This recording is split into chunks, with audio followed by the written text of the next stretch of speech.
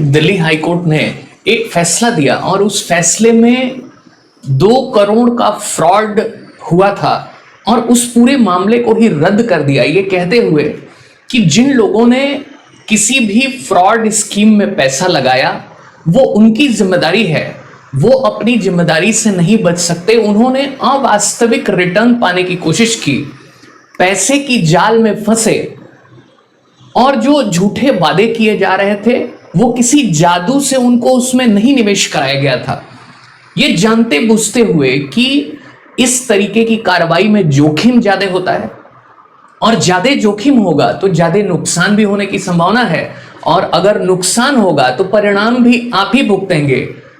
जब आपके साथ फ्रॉड हो जाता है तो आप राज्य सरकार के पास जाते हैं, कोर्ट के पास आते हैं और आप सहायता की उम्मीद रखते हैं और आप सोचते हैं कि राज्य आपकी सहायता करे, लेकिन उसके लिए जिम्मेदार आप ही हैं। ये जो आपने पैसा अधिक रिटर्न की चाहत में निवेश किया है ये गलत नजीर प्रस्तुत करेगा। और आप पढ़े लिखे लोग हैं, आप ऐसा कैसे कर सकते हैं? तो इस मामले में दिल्ली हाईकोर्ट ने स्पष्ट रूप से यह कहा कि जो व्यक्ति इस तरीके की फ्रॉडुलेंट स्कीम्स में निवेश करता है वो खुद दोषी है, वो भुक्तभोगी बनने का प्रयास ना करे, वो कोर्ट से रिलीफ की आशा तो ना करे। ऐसे मामलों में उन्होंने यह भी कहा कि अगर हम इस तरीके की गतिविधियों में संलिप्त होते हैं तो ये एक तरीके की अर्थव्यवस्था में बुलबुले का निर्माण करती है और ऐसा लगता है कि जैसे इकोनॉमिक बूम हो गई है और अचानक से ये बुलबुला जब फूटता है तो बाद में इसके अर्थव्यवस्था पे दुष्परिणाम होते हैं और आम लोग इससे प्रभावित होते हैं। तो ये जो फैसला दिया कोर्ट ने, इसको लेके कुछ आलोचनाएं भी होने लगी कि भाई जिस व्यक्ति के साथ फ्रॉड हुआ है, ठीक है उसने जानते बूझते हुए किया, लेकिन उसके खिलाफ इतनी सख्त टिप्पणी नहीं होनी चाहिए थी। और दूसरी बात कि ऐसे तो फ्रॉड करने वालों का मनोबल और बढ़ता जाएगा, क्योंकि भारत एक औसत रूप से देखें तो विकासशील देश है और वो भी निम्न आय वर्गीय है, लो इनकम ग्रुप कंट्रीज में आता है। आप देखिए कि भारत की लगभग 90% आबादी महीने के 25,000 भी नहीं कमा पाती है। आज भी 90% लोग 5 किलो राशन की लाइन में लगते हैं। आज भी करोड़ों लोग स्वास्थ्य सुविधाओं से बाहर हैं। आज भी प्रतिदिन की आय 200 रुपए भी नहीं हो पाती लगभग 75% लोगों की। ये लमसम आंकड़े हैं। तो ऐसे समाज में लोग सोचते हैं कि 2-4 पैसा अधिक कमा ले। अब किसी की जेब में 100 रुपए भी नहीं है और अगर उसको कोई झांसा देगा कि मैं तुम्हें 1 लाख कमाने के लिए विकल्प देता हूं, मैं तुम्हें वो तरीके बताता हूं जिससे कि तुम रातों रात करोड़पति बन जाओगे, तो ऑब्वियसली लालच तो होना तय है, क्योंकि भारत एक गरीब देश है, इसमें तो कोई संदेह नहीं है। चाहे नेता हमको जितना कह लें कि हम विश्व गुरु हो गए हैं, हम महाशक्ति हो गए हैं, दुनिया में भारत का डंका बज रहा है, भारत के पासपोर्ट की जबरदस्त इज्जत बढ़ गई है, भारत के लोगों की इज्जत बढ़ गई है, लेकिन आप जितने भी ट्रैवल ब्लॉगर घूमते हैं वर्ल्ड में, आप यूट्यूब पे ही उठा के देख लीजिए जो ट्रैवल ब्लॉगर हैं कि भारत के पासपोर्ट की क्या इज्जत है, तो आपको पता लग जाएगा। घंटों घंटों बैठे रहते हैं कि उनको क्लियरेंस मिल जाए। और भारतीयों को किस तरीके से सम्मानित किया जा रहा है विदेशों में जो काम करने जा रहे हैं, वो तो अमेरिका में दिख ही रहा है, कनाडा में दिख ही रहा है, ब्रिटेन में दिख ही रहा है, ऑस्ट्रेलिया में दिख ही रहा है। अब तो हिंसक हमले भी हो रहे हैं भारतीयों के ऊपर। तो ये सब व्यर्थ की बातें छोड़ के हमें कोई ठोस उपाय करना चाहिए जिससे आम जनता को थोड़ी सहूलियत मिले। कानून तो है, अब जो इस तरीके की कंपनियां आती हैं तो उनको रोकने के लिए हमने कानून तो बनाया हुआ है, लेकिन आपको पता ही है कि भारत, जैसे हम कहते हैं कि गांव का देश है, त्योहारों का देश है, भारत विभिन्न संस्कृतियों को मिला के चलने का देश है, वैसे ही भारत एक ऐसा देश है जहां पे कोई भी चीज तुरंत वायरल हो जाती है, अच्छी या बुरी। तो यहां पे वायरलिटी का ही फायदा उठा के और ये सब जो फ्रॉडुलेंट कंपनीज हैं उसका फायदा उठाती हैं। कानून हमारे पास है, एक हमने पहले ही कानून बना लिया 1978 में, फिर 2019 में भी कानून बनाया कि इसमें कहा कि भाई आप पैसा बिना पूछे, बिना परमिशन लिए, अनरेगुलेटेड डिपॉजिट एक्ट था, डिपॉजिट बैनिंग एक्ट था, और इसमें ये कहा गया कि आप बिना परमिशन लिए किसी भी तरीके का पैसा नहीं जमा करा सकते। और 1978 में ही कानून बन गया था, उसको कहते थे money circulation banning act, money circulation banning act. और इसमें भी यही कहा गया कि आप किसी भी तरीके की अगर फ्रॉड काम करते हैं और अगर आप ये कहते हैं कि किसी को अधिक पैसा दे देंगे ब्याज पे, ये सब सारी बातें, तो आपके ऊपर कानूनी कार्रवाई होगी। लेकिन कानून तो बहुत है, लेकिन उसका पालन हो जाए ये बड़ी बात है। तो अब सवाल ये है कि दो तीन सवाल यहां पे उठते हैं। दो तीन सवाल क्या उठते हैं कि आखिर कोर्ट की क्या मजबूरी है, कोर्ट क्यों इस तरीके के फैसले दे रहा है। आखिर कोर्ट भी तो ऐसा तो नहीं कि जज साहब कोई बहुत अज्ञानता में ये फैसला दे रहे हैं। जज साहब बहुत ज्ञानी व्यक्ति लोग होते हैं और बहुत पढ़ाई भी करते हैं। आप किसी भी न्यायपालिका में कार्य करने वाले किसी न्यायाधीश से अगर आपकी कोई मुलाकात हो, परिचय हो, या कैसे रैंडम बातचीत हो जाए तो आप बात करिए, देखिए वो कितनी पढ़ाई करते हैं, वकीलों से अधिक पढ़ते हैं, तो नॉलेज तो है। और तो कोर्ट ने ऐसा फैसला क्यों दिया, पहला सवाल।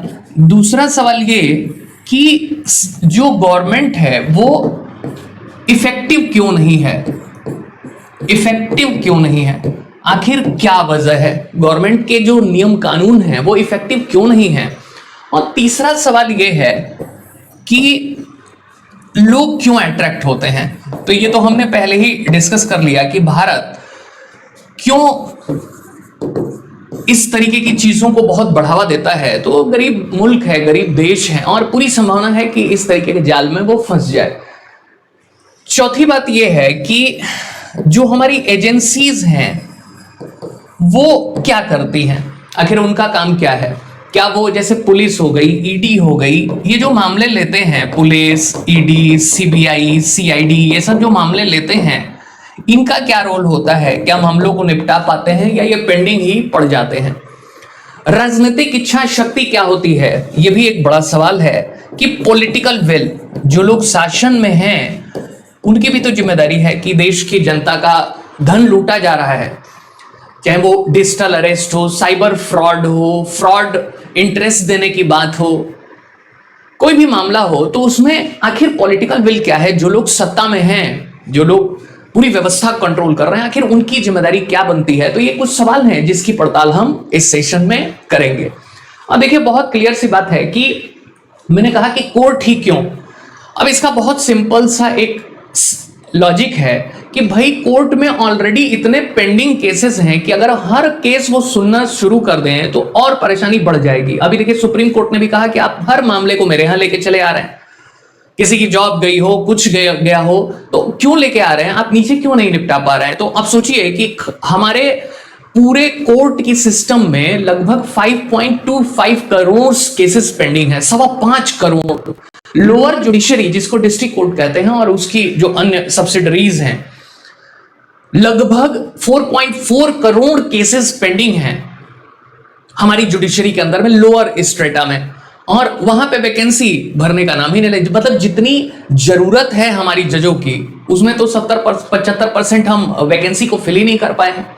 हाईकोर्ट भारत में 25 हैं, हालांकि हाईकोर्ट तो अंग्रेजों के समय ही बन गया था 1862 में। 1862 में कलकत्ता, बॉम्बे और मद्रास 3 हाईकोर्ट अस्तित्व में आ गए थे, वो पहले हाईकोर्ट थे। और अभी 2019 में नए हाईकोर्ट भी बने हैं, आंध्र प्रदेश और तेलंगाना। तो इन हाईकोर्ट्स के बावजूद भी लगभग 61.5 लाख केसेस पेंडिंग हैं हाईकोर्ट में। और सबसे अधिक तो इलाहाबाद हाईकोर्ट में है, जबकि उसकी दो डिविजन्स चलती है, एक लखनऊ में, एक इलाहाबाद में, और 10.5 लाख 10.3 lakhs। अब बताइए इतनी केसेस पेंडिंग हैं, हालांकि स्ट्रेंथ बहुत ज्यादा है जजों की, 160 सबसे अधिक देश में, लेकिन फिर भी निपटारा नहीं हो पाता है। और ऐसा नहीं कि जजों की पूरी स्ट्रेंथ फुल कर ली जाती है। अब बताइए इतने मामले पेंडिंग हैं और वर्षों वर्षों से लोगों के केस पड़े हुए हैं, लोग दूर दराज क्षेत्रों से आते हैं पैसा खर्चा करके, आधे से अधिक बेगुनाह लोग फंसे हुए हैं, तो निपटारा नहीं हो पा रहा है। वकील साहब लोग भी, कुछ लोग सहायता करते हैं केस को सॉल्व करने में, कुछ लोग नहीं भी कर पाते हैं, चाहे जो भी कारण रहे हो। तो सवाल ये है कि ये जज लोग ही कहते हैं कि भाई हम केसेस को निपटारा नहीं कर पा रहे। कुछ टेक्नोलॉजी भी उसमें एक अहम रोल प्ले कर सकती है कि टेक्नोलॉजिकल उतना साउंड नहीं है। और भर्तियों की बात देखिए, 11 मान लीजिए कि लगभग 1150 वैकेंसी जजों की है हाई कोर्ट में, इन 25 हाई कोर्ट में, और खाली 717 जज ही काम कर रहे हैं। तो जब हम हाई कोर्ट की ही वैकेंसी नहीं फिल कर पा रहे हैं, ऐसी क्या मजबूरी है, तो हम डिस्ट्रिक्ट कोर्ट में क्या करेंगे और हम कैसे ट्रायल को बढ़ावा देंगे, कैसे निष्पक्ष न्याय को बढ़ावा देंगे। तो ये बहुत सारी समस्याएं। सुप्रीम कोर्ट में भी लगभग 83,000 केसेस पेंडिंग हैं। तो अब इनकी अपनी मजबूरी है, अगर हर वो केस को सुनना शुरू कर दें, और शायद यही सोच के दिल्ली हाई कोर्ट ने कहा होगा कि जिस मसले में उन्होंने 2 करोड़ वाले फ्रॉड का स्कैम था, वो मामला था क्या, उन्होंने क्यों कैंसिल कर दिया, उसके पीछे रीजन था कि 3 लोग मिलके 2 करोड़ रुपया कहीं देते हैं 24% इंटरेस्ट पे, तो 2 करोड़ देने का मतलब ही पैसे वाले हैं, दिल्ली का मसला है, प्रॉपर्टी डीलर्स हो सकते हैं। तो उन्होंने सोचा कि अगर पैसे वाला व्यक्ति और पैसे की लालच में अगर मनी इन्फ्यूज करेगा, तो यही तो ब्लैक मनी होती है, यही तो ब्लैक मनी को बढ़ावा देता है, चीजों के दाम बढ़ा देता है, तो शायद इसीलिए उन्होंने कैंसिल कर दिया होगा। लेकिन एक सवाल यह भी उठता है कि मान लीजिए इस मामले में तो कोर्ट ने ऐसा किया, लेकिन अगर सारी एजेंसीज ये कहना शुरू कर दें कि भाई ये आप ही की जिम्मेदारी है हर एक मामले में, चाहे सरकार हो डिस्ट्रिक्ट लेवल पे, चाहे स्टेट पे, सेंटर पे, चाहे न्यायपालिका हो, चाहे पुलिस हो, चाहे कोई भी एजेंसी हो जिम्मेदार, इस मामले को अगर एक्सेप्शन भी मान ले कि उसमें जागरूक लोग थे और उसमें जानते बुझते हुए ऐसा इन्वेस्टमेंट किया, तो आम लोग, भारत में 90% तो आम ही लोग हैं, तो ये मामला थोड़ा गंभीर हो जाएगा। क्योंकि हम हर साल सुनते हैं किस तरीके की फ्रॉडुलेंट कंपनियां लोगों का पैसा लूट के भाग रही हैं। शारदा स्कैम देखिए 2013 का, बहुत बड़ा स्कैम था, हजारों करोड़ रुपए लूट लिए गए। वो सहारा वाला भी स्कैम बहुत बड़ा था, उसमें भी हजारों करोड़ रुपए लूट लिए गए। तो जब हम देखते हैं कि कोर्ट के सामने भी ये बहुत सारी समस्याएं, अच्छा कोर्ट कैसे फैसला करे जब उनको सपोर्ट नहीं मिलेगा, तो कैसे करेंगे। अब जैसे दिल्ली वाले मसले में ही कोर्ट ने क्या कहा कि भाई पुलिस चार्जशीट ही नहीं पेश कर पाई, 2019 में एफआईआर किया, आज 2025 तक वो केस ही नहीं फाइल कर पाई, ना कोई जांच की। तो ऑब्वियसली जज ने फटकार लगाई, जज साहब ने फटकार लगाई, लेकिन उस फटकार से क्या होगा, पुलिस भी कह देगी हमारे सामने बहुत सारी जिम्मेदारियां हैं, हम किसका किसका पता करते रहे। बात भी सही है, उनको कितनी असिस्टेंस मिल रही है। तो ये सब समस्याएं बहुत ज्यादा बनी हुई हैं और इसीलिए समस्या का निराकरण नहीं हो पा रहा। गवर्नमेंट इफेक्टिव क्यों नहीं है, क्योंकि देखिए बात तो एकदम सच्ची है कि नेता लोग दिन भर पॉलिटिक्स में लगे रहते हैं, 24 घंटे उनका एक ही काम है। कहते तो हैं कि हम समाज सेवा कर रहे हैं, लेकिन 24 घंटे उनका एक काम है। अगर अधिकारी ना हो तो नेता कोई काम ही ना कर पाए, और फिर कहते हैं कि हम 24 घंटे जनता के लिए ही जीते हैं, जनता के लिए ही सांस लेते हैं, जनता के लिए ही सो जाते हैं, जनता के लिए उठ जाते हैं, जनता के लिए ब्रश करते हैं, जनता के लिए नहाते हैं, यही राष्ट्र की सेवा है। 24 घंटे 365 दिन इन एक्शन रहते हैं, लेकिन सच्चाई ये नहीं है। ये 24 घंटे राजनीति करते हैं, 24 घंटे इनका एकमात्र सपना है कि वोट कैसे मिल जाए, कैसे विपक्षी को जीतने ना दे। 24 घंटे जो भी सत्ता में आएगा यही सोचेगा विपक्षी ना जीते। जब कांग्रेस थी तो सीबीआई को कहते थे कांग्रेस ब्यूरो ऑफ इन्वेस्टिगेशन, जैसे आजकल एनफोर्समेंट डायरेक्टरेट जो है उसका एक बना हुआ है डर ईडी का। तो अब देखिए जिस तरीके से कि ये दिन भर पॉलिटिक्स करते हैं, तो जनता के मुद्दों से इनका कोई सरोकार नहीं होता, इसीलिए वो भाषण देते हैं।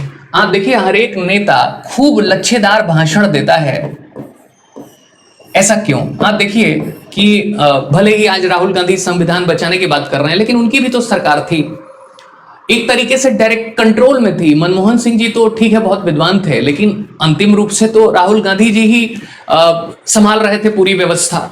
और सुनने में यह भी आया कि जब वो प्रधानमंत्री की केबिन में प्रवेश करते थे तो खड़े हो जाते थे डॉक्टर मनमोहन सिंह। तो इस कदर का इन्फ्लुएंस था उनका कांग्रेस के अंदर में। और प्रणब मुखर्जी जी सबसे बड़े दावेदार थे कांग्रेस में, क्योंकि उन्होंने यूपीए 1 की सरकार बनवाई थी। यूपीए 2 में भी उनकी बड़ा महत्वपूर्ण भूमिका थी, कन्वीनर थे, बहुत बड़े लीडर थे, लेकिन उनको नहीं चुना गया। क्यों? क्योंकि वो यस सर नो सर करने वाले नहीं थे, यस मैडम नो मैडम करने वाले नहीं थे। हर पार्टियों में यही हाल है। ऐसा नहीं कि कांग्रेस की बात है। आज हम जो है आरोप लगा रहे हैं बीजेपी के ऊपर कि वो तानाशाही कर रही है, पॉलिटिकल लीडर्स को अरेस्ट करा रही है। तो भाई आपने जो पुरोधा हैं, जिस तरीके का शासन किया है, जिस तरीके की बातें आपने 50-60 साल की हैं, उसी को आगे बढ़ाया जा रहा है। अब हालांकि ऐसा नहीं कि आरोप जो लगा रहा है पूरा गलत है या पूरा सही है, लेकिन एक बात समझिए कि अगर आपकी सरकार बन जाएगी तो क्या आप गारंटी देंगे कि संविधान बचा लेंगे आप? कहीं ऐसा तो नहीं कि जब मिली जुली सरकारें बनती हैं तो इतिहास रहा है कि भ्रष्टाचार जबरदस्त बढ़ता है। हालांकि डेवलपमेंट सबसे अधिक कोएलिशन गवर्नमेंट में हुआ है, इंटरेस्टिंग डेटा है, लेकिन जो करप्शन है वो एकदम टॉप पे हो जाता है। और वही करप्शन का ही तो रिजल्ट था आज के समय। आप कह रहे हैं कि जी मीडिया खरीद ली गई है और संविधान हैक कर लिया गया है, विपक्षी नेताओं को डराया धमकाया जा रहा है। ये काम तो शुरू से ही चला आ रहा है, कोई नया थोड़े ना है। आजकल थोड़ी सोशल मीडिया है तो हल्ला ज्यादा मच रहा है। पहले तो कोई साधन ही नहीं थे, लोगों को मार दो काट दो, तो कोई परिवर्तन खास नहीं है। तो ये कहना कि पहले नहीं होता था, पहले सतयुग था और आजकल जो है कलयुग आ गया है, ये बकवास बात है। उस समय भी कलयुग था, आज भी कलयुग है और यही रहा तो आगे भी कलयुग रहेगा।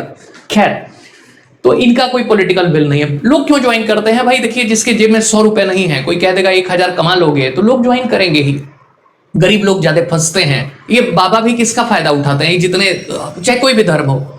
आप देखिए कि जब आज बाबा फेरारी में, मर्सिडीज में, हेलीकॉप्टर में घूम रहे हैं। एक बाबा का मैंने पढ़ा कि 31 लाख रुपए उसने मांगे थे और वो कमेटी नहीं जुटा पाई, तो उसने कथा का कार्यक्रम ही कैंसिल कर दिया, जिसमें वो बताने वाला था लोगों को कि जीवन मोहमाया है और धन का संकेंद्रण मोहमाया है, सब त्याग दो।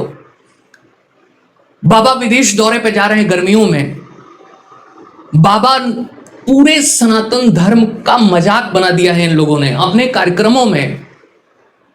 वो जिस तरीके से धर्म का मजाक उड़ा रहे हैं, तो एक धार्मिक व्यक्ति होने के नाते चोट लगती है।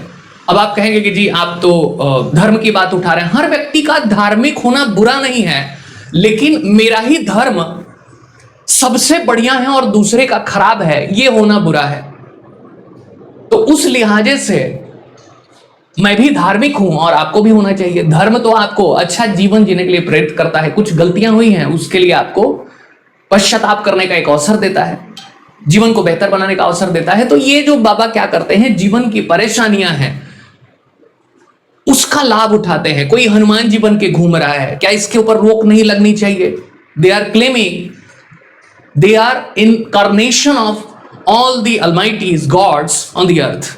वो कह रहे हैं कि मैं खुद उन्हीं का रूप हूं। कोई हनुमान जी घोषित कर रहा है, कोई अपने को राधा रानी घोषित कर रहा है, कोई अपने को श्री राम, कोई अपने को महादेव। ये भी एक तरीके का स्कैम है। ये जो जितने ये सब कहते हैं कि हम जो है ट्रस्ट चला रहे हैं और इस तरीके की व्यवस्था चला रहे हैं, वो ट्रस्ट केवल दिखावे के लिए होता है, क्योंकि पूरी संस्था को ट्रस्ट के जितना पैसा आएगा वो ट्रस्ट में दिखा देंगे। 50 गायों को खिलाएंगे और 5 करोड़ का चंदा ले लेंगे। तो ये एकदम सही बात है कि वो खाली दिखावा है, उल्टे सीधे सवाल। आप कोई भी बाबा को देखिए, महंगे महंगे वो अटायर्स पहन रहे हैं, दुनिया भर का मेकअप करके पूरा नौटंकी लगते हैं, लेकिन पता नहीं लोग क्यों जाते हैं इनसे धर्म सीखने। खैर, तो जनता गरीब है, परेशान है, सोचती है चलो कुछ बाबा के यहाँ जाएंगे, झाड़ फूक कर देंगे, कोई नया रास्ता बताएंगे। बाबा तो वीडियोग्राफर लगा के बैठा हुआ है। बेचारे लोग, सीधे साधे लोग हैं, वो कुछ सवाल पूछते हैं, बाबा उसको ऑनलाइन कर देता है, वायरल हो जाता है। अनिरुद्धाचार्य को देखिए, पूरा उल्टे सीधे सवाल का जवाब महा उल्टा देने की प्रक्रिया उनकी है।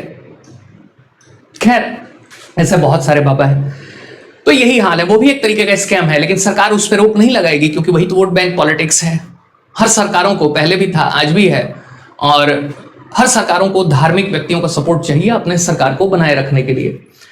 एजेंसीज क्या कर रही हैं? एजेंसीज केस तो खूब शोर शराबे के साथ लॉन्च करती हैं, लेकिन इनका ट्रैक रिकॉर्ड ठीक नहीं है। 99% मामलों में ये कोई रिजल्ट ही नहीं निकलता है, चाहे ईडी हो चाहे जो हो। अभी दिल्ली में ही ईडी ने क्या क्या किसके किसके खिलाफ केस किया सत्येंद्र जैन और ये सब, और देखिए सब बरी हो जा रहे हैं, उनको एविडेंस ही नहीं मिल रहा है। यही हाल कांग्रेस की जब सरकार थी तो सीबीआई केस लॉन्च करती थी, कोई डिसीजन ही नहीं मिलता था।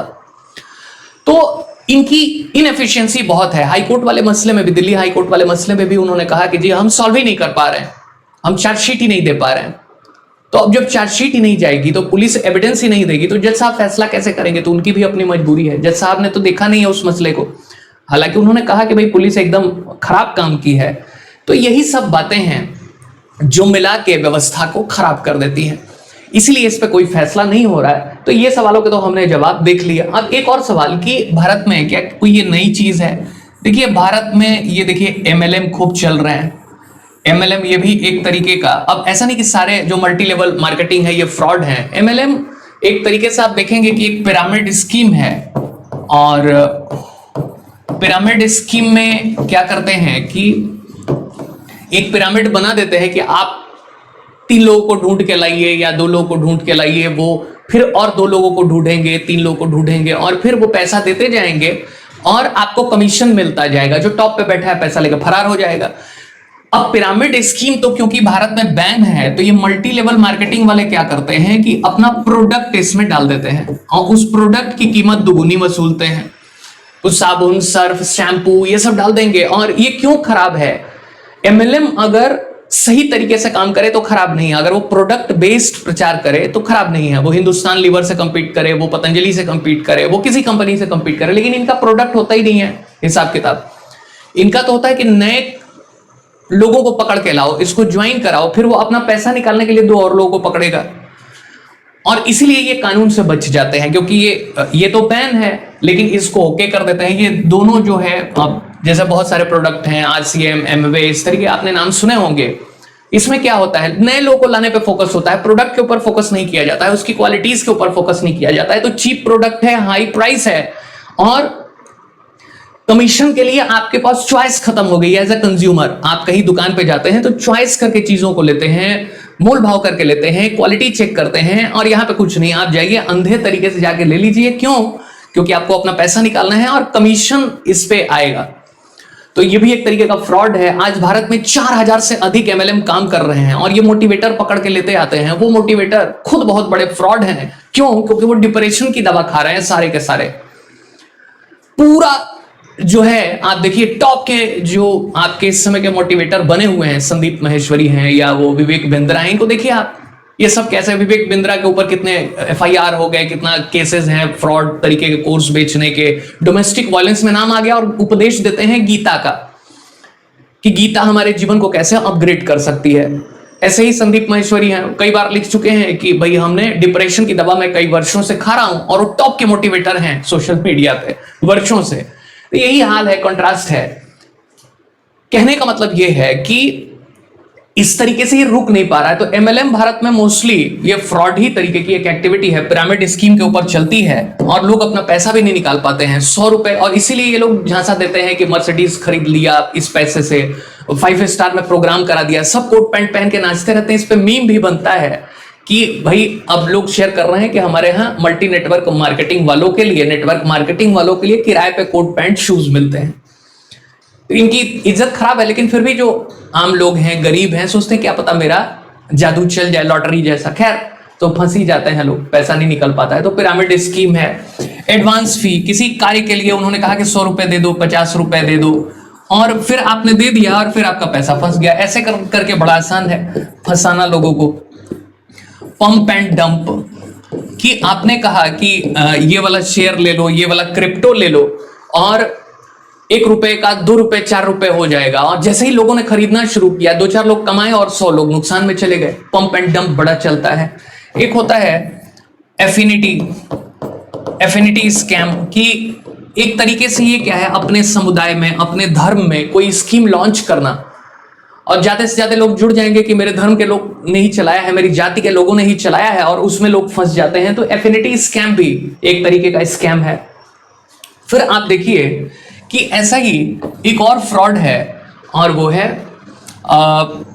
Ponzi scheme. ये अमेरिका से स्टार्ट हुआ था, पॉन्जी स्कैम मान लीजिए, और ये अमेरिका से स्टार्ट हुआ था। चार्ल्स पॉन्जी करके था 1920 में। इसने लोगों को कहा कि इंटरनेशनल स्टैंप खरीदो और इसको कम दाम पे खरीदो, अधिक दाम पे बेचेंगे। और ये बहुत भयंकर झांसा था, और इसी झांसे का प्रयोग करके उसने क्या किया, इस पॉन्जी स्कीम को चला दिया, और पॉन्जी स्कीम में लाखों करोड़ रुपए लोगों के डूब गए। इसीलिए इस तरीके की स्कीम्स को पॉन्जी स्कीम कहा जाता है। तो बहुत तरीके के फ्रॉड्स हैं यहां पे, लेकिन उस पे सही तरीके से कार्रवाई इसलिए नहीं हो पा रही है क्योंकि हम कहीं ना कहीं लैग कर रहे हैं, नेताजी लोगों का ध्यान नहीं है, और जिस पे नेताजी लोग ध्यान देंगे उसी पे अधिकारी ध्यान देंगे और उसी पे व्यवस्था ध्यान देगी। ऐसा सिस्टम बन रखा है, ऐसी हायरार्की बन रखी है। तो इसीलिए किसी मामले का निपटारा नहीं हो पा रहा है और आम जनता इसकी भुक्तभोगी हो रही है। जरा कल्पना करिए कि अगर हर एक संस्था यही कहना शुरू कर दे भारत के आम नागरिकों से कि तुम्हारी जिम्मेदारी थी कि तुम फंसे ऐसी स्कीम में, शेयर खरीदने गए तो सेबी की जिम्मेदारी नहीं है, वो तुम्हारी है। इंश्योरेंस खरीदने गए तो IRDA की जिम्मेदारी नहीं है, वो तुम्हारी है। स्कूल में एडमिशन लेने गए, स्कूल वाले ने अधिक पैसा ले लिया, सारे प्राइवेट स्कूल अंधाधुंध फी बढ़ा रहे हैं, तो जिम्मेदारी तुम्हारी है, क्योंकि सरकार की तो जिम्मेदारी बनती नहीं, वो क्यों स्कूल बनाए, आपकी जिम्मेदारी है। और अगर आप अपने बच्चे को पैदा किए हैं तो जाइए जिम्मेदारी लीजिए और कमाइए और कमा के भरिए फीस। एक्स्ट्रा करिकुलर एक्टिविटीज के नाम पे कुछ भी बना दो, हर जानवर बना दो, इंसानियत मत सिखाओ। पढ़ाई लिखाई छोड़ के इन स्कूलों में और सब कुछ हो रहा है, स्टूडेंट ऑफ द ईयर जैसे मूवीज में होता है, सीरियल्स में होता है। तो इस तरीके की व्यवस्था है, गुणवत्ता बहुत खराब है। हम उलझे हुए हैं कि औरंगजेब और अकबर ने अत्याचार कैसे किया इस देश के ऊपर, और फिर लोग कहते हैं कि हमको तो इतिहास पढ़ाया नहीं गया सही से। तुम इतिहास छोड़ो, तुमने कुछ भी सही से नहीं पढ़ा। और इस बात की गारंटी है कि अगर 10 में से लोगों को एक विषय के ऊपर बोलने और लिखने को दिया जाए तो 10 लाइन में से 8 लाइन गलत कर देंगे, 10 में से 8 लोग। इस तरीके की शिक्षा व्यवस्था है, उसके ऊपर कोई सवाल नहीं उठा रहा। भारत में गरीबी बढ़ती जा रही है, उसकी वजह है स्वास्थ्य इमरजेंसी। अचानक से कोई बीमार पड़ गया, घर का जमीन जायदाद सब बिक गई, उसके ऊपर कोई किसी का ख्याल नहीं है। ये जो स्कैम्स होते हैं हजारों करोड़ के, इसमें आम लोगों ने पैसा लगाया, वो पैसा कहां जाता है? अगर वो व्यक्ति पकड़ लिया गया तो उस पैसा कहां जाता है? उन व्यक्तियों तक क्यों नहीं रिटर्न होता जिन लोगों ने पैसा लगाया था? क्या कर रही है सरकार? इतने सारे financial influencer Instagram, YouTube, Facebook पे भरे हुए हैं, टीवी पे बैठ के आ रहे हैं, और उनके ऊपर सरकार क्यों नहीं कार्रवाई कर रही है? वो उल्टी सीधी सलाह दे रहे हैं और गरीब लोग, आम लोग लाखों करोड़ रुपया गंवा चुके हैं। इनके ऊपर देशद्रोह नहीं लगेगा। देशद्रोह किसके ऊपर लग जाएगा? जो जेन्युइन सवाल उठाएगा। तो कहीं ना कहीं एक क्राइसिस तो है। आप बताइएगा कि ये निर्णय आपको क्या समझ में आया? क्या संस्थाएं इसी तरीके से अगर वो बोल दें, अब यहां तो हाई कोर्ट वाला बात समझ में आ रहा है, लेकिन अगर सरकार भी ऐसा बोलना शुरू कर दे, अगर पुलिस भी ऐसा बोलना शुरू कर दे, अगर सभी संस्थाएं ऐसा बोलना शुरू कर दें, तो फिर आम आदमी जाएगा कहां? यहां तो धनी लोग थे, तो कोर्ट ने यही सोच के उनको कह दिया कि आप ही दोषी हैं। लेकिन कोई आम व्यक्ति होता तब क्या स्थिति बनती? तो ये बड़ा महत्वपूर्ण सवाल है। तो आप बताइएगा कि ये चर्चा कैसी लगी, ये इंफॉर्मेशन कैसी लगी, ये मुद्दे कैसे लगे। अगर पसंद आया हो तो इस सेशन को लाइक करिए, सब्सक्राइब करिए, शेयर करिए, जिससे कि थोड़ी बहुत जानकारी, जागरूकता और फैले कि अब तो कोर्ट ने भी हाथ खड़े कर दिए, भाई आपकी जिम्मेदारी है, आप संभालिए अपना धन। सरकार तो पहले ही हाथ खड़ी कर चुकी है, वो तो विश्व गुरु बनाने निकली है सरकार, तो वो क्यों जनता के ऊपर ध्यान दे, छोटे मोटे मसलों के ऊपर। जैसे सांसद कंगना रनौत जी ने कहा था कि हम सांसद हैं, हमारे सामने नाली और ये सब सफाई के मुद्दे लेके आते, कुछ बड़ा मुद्दा लाओ। तो वो चाह रही है कि सीधे ट्रंप लेवल की बातचीत हो। सरकार भी यही कह रही है कि जब बड़े हम विश्व गुरु बनाने निकले हैं तो ये सब छोटा मोटा मुद्दा लेके चले आते हो। तो अगर सभी संस्थाएं इसी तरीके से कहना शुरू कर दे तो हमारे जैसी आम जनता का क्या होगा, बताइएगा जरूर। मिलते हैं अपनी किसी और वीडियो में, तब तक के लिए नमस्कार, थैंक यू, धन्यवाद।